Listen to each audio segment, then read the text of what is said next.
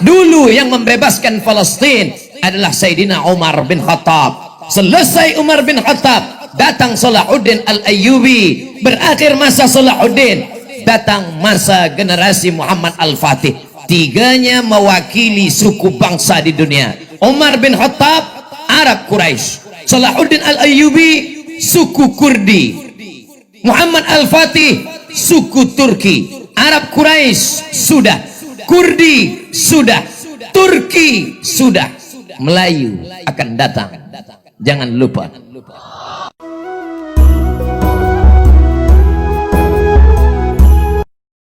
Dulu manakala Nabi Muhammad sallallahu alaihi wasallam berdakwah 13 tahun di kota Makkah Al-Mukarramah, banyak yang menghadang, mencaci maki, melempar dengan batu, dengan tulang, dengan kotoran unta. Zaman sekarang memang tidak ada lagi yang melempar dengan kotoran unta, tapi orang melempar dengan bully, dengan hoax, dengan caci maki di internet. Mungkin muslimin muslimat membaca itu di Instagram, di YouTube. Banyak yang bertanya, kenapa Ustaz Abdul Somad tidak marah, mengapa tidak membalas, mengapa tidak mengamuk. Banyak yang menyangka saya bersabar. Saya bukan sabar, saya tak baca. Sebab kalau saya baca mungkin handphone itu sudah pecah, berkecai, hancur, jatuh ke batu. Tapi malam ini begitu rupanya cara Allah membalas.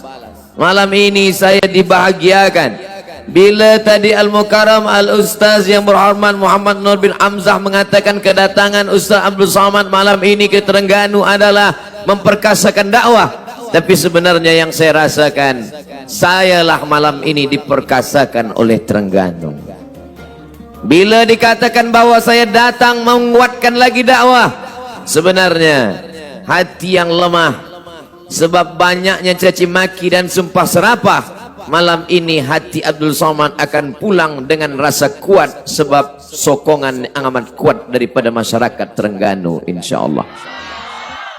Bila di masjid ramai biasa, bila di dalam surau ramai biasa, tapi di padang dengan hujan lebat orang tetap ramai tak berkurang, itulah baru luar biasa. Yang hadir di hadapan saya ini adalah para mujahid fi sabilillah. Yang hadir ini adalah pemuda belia yang di masa akan datang di tangan mereka lah kekuasaan Islam. Allahu Akbar. Dari teriakannya hantu setan pun akan berlari. Dari teriakannya akan membangkitkan semangat. Gambar-gambar yang di-share malam ini dari Terengganu akan membuat orang berkata, inilah agama yang diridhai Allah, wa ma arsalnaka illa rahmatan lil alamin. Oleh sebab itu jangan lupa like and share. Ini bagian daripada dakwah. Ini adalah syiar dakwah. Oleh sebab itu dalam Islam diajarkan salat Idul Fitri tidak di masjid, ramai di padang. Salat Idul Adha lagi ramai. Tapi kalau salat Idul Adha orang ramai, dia tidak heran. Kenapa ramai? Sebab ada pembagian daging kambing. Malam ini tidak ada yang balik membawa daging kambing, tapi malam ini malah uang yang ada pula berkurang sebab dikirimkan untuk tabung Terengganu for Yemen. InsyaAllah berapapun yang kita berikan itu amat sangat bermanfaat. Sekarang ini musim dingin, musim sejuk, saudara kita di Yaman kedinginan, cuaca mereka menyiksa, kaki mereka tiada beralas, memijak tanah. Tapi dengan bantuan dari Terengganu, insyaallah hangatlah badan mereka, dapatlah mereka makan makanan yang bergizi. Maka insyaallah segala rezeki orang Terengganu akan diberkahi Allah Subhanahu wa taala. Tidak Terengganu saja, orang Kedah yang datang pun dapat juga. Tapi tentu sahibul bait lebih besar daripada tamu. Amin ya rabbal alamin. Ada 3 hal yang ingin saya sampaikan malam ini. Yang pertama, bahwa Terengganu tidak dapat dipastikan bila orang Terengganu bersyahadat. Tapi kalau dikatakan pada 700 tahun yang lalu dia sudah menulis huruf Arab di batu, 700 tahun yang lalu dia sudah menulis huruf Arab berbahasa Melayu, tapi hurufnya huruf Arab di batu, maknanya sebelum itu Islam sudah lama bertapa. Oleh sebab itu bila disebut Melayu maka berarti Islam. Melayu adalah Islam. Melayu tanpa Islam hilang me-nya, tinggal layunya saja. Saya bangga malam ini. Sebab apa? Sebab dalam satu hembusan nafas kita berkata Melayu, maka adalah Islam. Oleh sebab itu maka kita bangkitkan lagi. Yang pertama yang ingin saya sampaikan malam yang berbahagia ini adalah bahwa dakwah Islam tidak hanya setakat tazkirah, tidak hanya sebatas pada khutbah, tapi ada yang lebih besar daripada itu adalah ketika Islam berkuasa di atas muka bumi Allah subhanahu wa ta'ala. Kalaulah Islam itu hanya sebatas pada tazkirah, pada khutbah, akan berakhir. Makanya Islam mengapa kuat di Terengganu? Karena Islam ada kuasa. Allahu Akbar. Kekuasaan Islam ini akan bertahan madamati samawati wal ard, selama hayat dikandung badan, selama bumi masih terhampar, selama langit masih terkembang, maka insya Allah Islam akan tetap ada. Maka perlu sokongan, dukungan masyarakat. Untuk apa? Sebab selama 13 tahun Nabi Muhammad di kota Makkah Al-Mukarramah, Nabi tak ada kuasa, tidak ada solat berjamaah, tidak ada kutipan zakat, tidak ada orang susah yang dapat ditolong. Bahkan sahabat Nabi tersiksa, dibunuh, dihabisi, dibakar, dikuliti. Tapi ketika Islam ada kuasa di kota Al-Madinah Al-Munawwarah, disitulah baru Islam dihormati dan dimuliakan. Islam ini mulia, Islam ya'lu wa la yu'la alaih. Islam tinggi, tidak ada yang lebih tinggi daripada Islam. Akan tetapi ketika Islam ini tak ada kuasa, dia diremeh-temehkan, dia dihina, dia dilekehkan. Tapi manakala Islam ada kuasa di kota Al-Madinah Al-Munawwarah, disitulah baru musuh-musuh Islam segan. Mereka takut. Nabi Muhammad SAW datang ke kota Al-Madinah Al-Munawwarah dengan kemudian 8 tahun lamanya membuat kekuasaan, sampailah dia ke kota Makkah Al-Mukarramah membawa 10.000 pasukan. Perang Badar menang, perang Uhud kalah, disusul dengan berbagai macam perjuangan lainnya, sampai pada akhirnya tahun ke-6 sahabat bermimpi 6 tahun tak melihat kampung halaman, tempat dilahirkan. Apa kata orang Melayu? Sedang tempat jatuh lagi dikenang, apatah lagi berulang mandi. Tapi Nabi meninggalkan kampung halamannya bukan sekejap, bukan sekedip mata. 6 tahun lamanya dirindukan. Sahabat bermimpi, ya Rasulullah, malam tadi aku bermimpi, aku lihat kita tawaf dan sa'i, aku lihat kita menggunting rambut, ada yang mencukur habis, ada yang memotong pendek. Kata Nabi SAW, itu adalah isyarat bahwa kita mesti datang ke kota Makkah Al-Mukarramah. Tapi niat itu belum lagi tersampai. Di Hudaybiyah mereka dihadang oleh kafir Quraisy, tidak boleh masuk ke kota Makkah Al-Mukarramah. Maknanya apa? Kekuasaan kalau tidak sempurna, maka kita tetap akan dihina, kita tetap akan ditindas. Sampai akhirnya tahun ke-8 di bawah panglima perang bernama Sa'ad bin Ubadah, Nabi membawa 10.000 pasukan masuk ke kota Makkah Al-Mukarramah. Mana Abu Sufyan yang sombong? Saat itu barulah dia bersyahadat, asyhadu an la ilaha illallah wa asyhadu anna Muhammadan Rasulullah. Mengapa kita dihina di Palestina? Mengapa kita dilecehkan, direndahkan, dipijak, disaksikan oleh seluruh mata dunia? Binatang yang tenggelam di dalam laut mereka selamatkan, mereka cuci basuh, sebab binatang itu burung-burung yang terkena minyak. Mereka dengan alasan bahwa ini makhluk yang mesti diselamatkan, tapi mereka diam melihat saudara kita di Uighur, di Rohingya, di Palestina. Apa sebab kita dihina? Sebab kita tidak ada kekuasaan. Oleh sebab itu, yang pertama kali yang diajarkan Nabi SAW ketika dia pindah ke kota Al-Madinah Al-Munawwarah adalah tunduk Yahudi Bani Nadir, tunduk Yahudi Bani Quraizah, Bani Qainuqa, Bani Khaybar, semuanya tunduk. Kenapa? Karena ada kuasa di tangan Sayyidina wa Maulana Muhammad sallallahu alaihi wasallam. Malam ini kenapa banyak umat Islam datang ramai berbondong-bondong? Bukan setakat mendengar tazkirah Abdul Samad.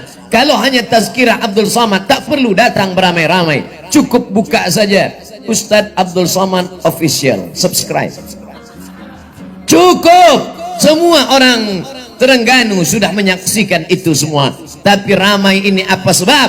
Karena ada kekuasaan, ada tauliah, ada izin, support dari menteri besar yang amat berhormat, ada hukumah, ada kemuliaan. Oleh sebab itu kalau ada orang mengatakan Islam cukup dengan sholat saja, dengan puasa saja, dengan zakat saja, dengan haji saja, siapa yang boleh mengutip zakat? Siapa yang boleh mengambil zakat kalau bukan kekuasaan? Makanya ayat tentang zakat tidak dikatakan bayarlah zakat, tapi ayat tentang zakat apa kata Allah? Khul, ambil zakat. Khul, kutip zakat. Ambil kambing mereka. Kalau ada kambing 40, ambil satu kambing. Kalau ada unta 5 ekor, ambil satu kambing. Kalau ada emas dia 85 gram, ambil rubu'ul unsur. Apa maknanya? Zakat dikutip, diambil, diketuk pintunya. Siapa yang sanggup mengutip, mengambil zakat kalau bukan orang yang ada kekuasaan? Manakala kekuasaan ada di tangan Sayyidina wa Maulana Muhammad sallallahu alaihi wasallam, disitulah baru mereka segan.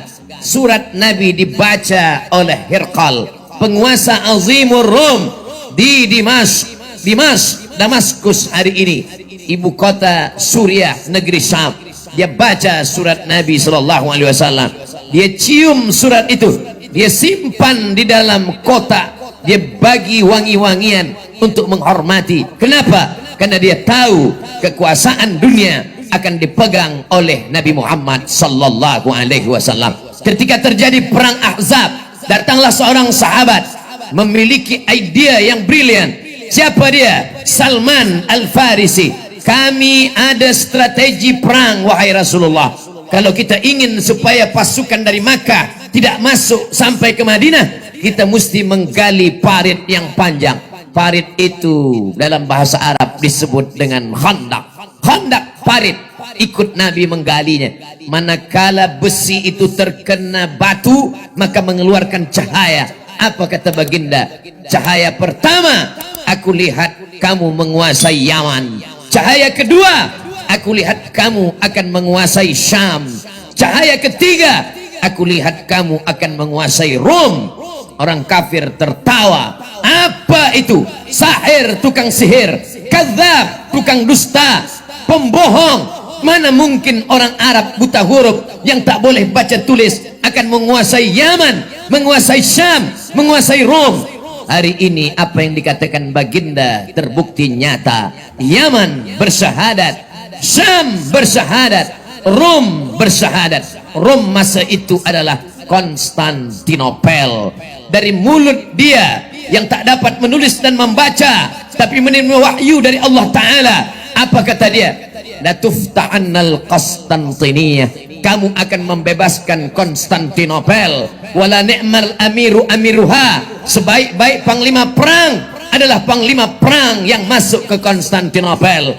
Wala ni'mal jaisyu dzalikal jais, dan sebaik-baik pasukan tentara adalah tentara yang menguasai Konstantinopel. Dirubah negeri itu bernama Istanbul. Apa yang terjadi adalah ucapan dari Nabi Muhammad sallallahu alaihi wasallam. Lagi-lagi kuasa di tangan seorang muslim, itu yang akan dapat menolong agama Allah subhanahu wa ta'ala. Apa kata Al-Imam Al-Syahid Hasan Al-Banna? Al-Muslim, seorang muslim, la yutimma islamahu, tidak akan sempurna keislamannya hatta sampai dia peduli kepada apa? Sia-sian, ba'idan nazar an syu'uni ummatih, muhtamman biha wa ghuyuran alaiha. Dia tidak akan sempurna Islamnya sampai dia peduli kepada urusan umatnya, dan kepedulian kepada urusan umat hanya dapat diselesaikan dengan kekuasaan. Tapi Allah memang sayang pada umat ini. Umat kehilangan kekuasaan, umat kehilangan kesultanan, umat kehilangan khalifah, umat kehilangan. Sekarang umat hanya tinggal membaca Al-Quran, berzikir. Tapi Allah masih kasihan. Aku masih iba melihat kamu, kata Allah. Maka ditolong Allah dengan berbagai macam tentera. Macam-macam tentera Allah datang. Ada pula tentera yang terakhir ini bernama Corona. Orang yang berada di Uyghur tak terkena virus ini. Banyak orang terheran-heran. Apa sebab? Salah satu sebabnya karena mereka berwudu. Setiap hari mereka membasuh tangan. Virus tidak akan terkena kepada orang yang selalu menjaga kesucian. Mereka memakan binatang yang disembelih, yang dimasak, bukan yang mantah, bukan makan darah. Sebab di dalam darah ada bakteria penyakit. Manakala ajaran Islam diamalkan, pertolongan Allah Subhanahu wa taala datang. Terima kasih. Intan sulullah, kalau kau tolong agama Allah, yang surkum, Allah akan menolong kamu. Kalaulah bukan karena pertolongan Allah, sudah lama Islam ini musnah dari atas muka bumi Allah. Wa makaru, mereka membuat tipu daya. Wa makarallah, Allah balas tipu daya mereka. Wallah khairul makirin, tipu daya Allah, pembalasan Allah lebih hebat daripada yang mereka lakukan. Oleh sebab itu kita ajarkan anak-anak kita bahwa dalam fikih tidak hanya fikih taharah, tayammum, wudu, membasuh hidung, membasuh muka, istinsyaq, madmadah. Tidak hanya kita ajarkan kepada generasi kita akan datang bahwa Islam ini hanya membahas masalah darah, hanya membahas masalah sembelihan. Islam tidak hanya membahas masalah nikah, tapi Islam juga membahas masalah jihad, masalah fiqh daulah, masalah fiqh siyasah. Karena dengan itu kita sedang mencetak, membentuk generasi akan datang, generasi-generasi Salahuddin Al-Ayyubi, generasi-generasi Muhammad Al-Fatih. Dulu yang membebaskan Palestin adalah Sayyidina Umar bin Khattab. Selesai Umar bin Khattab, datang Salahuddin Al-Ayyubi. Berakhir masa Salahuddin, datang masa generasi Muhammad Al-Fatih. Tiganya mewakili suku bangsa di dunia. Umar bin Khattab, Arab Quraisy. Salahuddin Al-Ayyubi, suku Kurdi. Muhammad Al-Fatih, suku Turki. Arab Quraisy sudah, Kurdi sudah, Turki sudah. Melayu akan datang. Jangan lupa, Melayu akan bangkit, akan datang. Sebab kita belum pernah mendapat giliran itu. Kurdi sudah, Quraisy sudah, Arab sudah, Afrika sudah. Bila Afrika diberikan Allah, manakala hijrah yang pertama bukan ke kota Al-Madinah Al-Munawwarah, hijrah pertama ke Afrika. Negeri itu bernama Abyssinia. Abyssinia adalah Ethiopia. Ethiopia dulu adalah negeri yang pernah berkuasa. Di antara sebab Nabi salat gaib ketika Najasyi penguasa Ethiopia meninggal dunia, Nabi kumpulkan sahabat, Nabi salat, jenazahnya tak ada. Sebab jenazah tak ada, itulah maka disebut dengan salat gaib. Kenapa? Karena Nabi mendoakan Najasyi. Apa jasa Najasyi terhadap perjuangan Islam? Kerana Najasyi memberikan perlindungan kepada rombongan Ja'far bin Abi Talib, saudara kandung dari Ali bin Abi Talib yang hijrah, mendapatkan perlindungan oleh Najasyi. Afrika sudah pernah, Quraisy sudah pernah, negeri Syam sudah pernah, tapi negeri Melayu insya Allah bangkitkan semangat itu. Begitu yang diajarkan oleh ayahanda dari Muhammad Al-Fatih saat dia memandikan anaknya. Apa yang dia katakan? Wahai anakku, di seberangmu ada kekuasaan yang besar. Aku ingin nanti sampai masanya, engkau remaja, engkau dewasa, engkau akan merebutnya, engkau akan bersyahadat di sana. Semangat yang diberikan oleh seorang ayah, itulah yang dikenang sepanjang zaman oleh seorang anak. Hari ini seorang ayah hanya menasihatkan anaknya, yang penting engkau bekerja, nanti engkau akan makan, engkau punya kereta, engkau punya rumah besar, setelah itu engkau menikah, selepas itu engkau akan mati. Kalaulah hanya itu cita-cita seorang ayah, Apa beza kita dengan haiwan yang hanya hidup, selepas hidup tidak ada misi dalam hidupnya, tak ada cita-cita tertinggi. Cita-cita tertinggi orang Islam adalah asy-syahadah asma amanina, menjadi syahid adalah mimpi terbesar. Menangis seorang sahabat bernama Khalid ibnul Walid. Mengapa dia menangis? Karena setiap jengkal badannya ada bekas tusukan tombak, ada luka pedang, ada luka anak panah, tapi dia menangis di atas tempat tidur mati sebagai seorang tua, bukan sebagai seorang syahid. Walaupun pahala syahid sudah dia dapatkan, berkali-kali dia ikut berperang bersama Rasulullah sallallahu alaihi wasallam. Syahid kita sekarang adalah syahid menuntut ilmu. Man kharaja fi talabil ilmi, siapa yang keluar rumah menuntut ilmu, fahuwa fi sabilillah, maka dia termasuk orang yang berjihad fi sabilillah hatta yarji'a. Yang pertama, maka hendaklah orang Islam punya